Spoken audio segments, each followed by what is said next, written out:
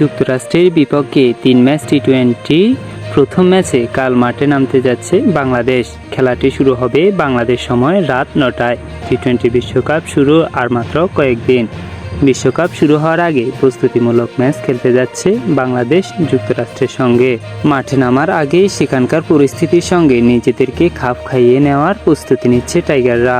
সিরিজের প্রথম ম্যাচের জন্য প্রস্তুতি কোনো প্রকার ঘাটতি রাখেনি টাইগাররা।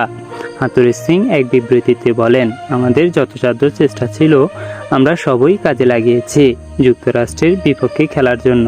আশা করি আমাদের ম্যাচটি অনেক ভালো হবে। 2018 সালের পর টাইগারদের অধিকাংশ প্লেয়ার যুক্তরাষ্ট্রের সঙ্গে কোনো ম্যাচ খেলেনি, তাই হয়তো তাদের জন্য এই ম্যাচটি কিছুটা কঠিন হতে পারে। তবে আশা করা যায় তারা অনেক ভালো কিছু করবে। দর্শক, আপনি কি মনে করেন, টাইগাররা কি আসলেই ভালো খেলবে? যদি বাংলাদেশ ক্রিকেট দলকে আপনিও ভালোবেসে থাকুন তাহলে ভিডিওতে একটি লাইক করুন। ধন্যবাদ।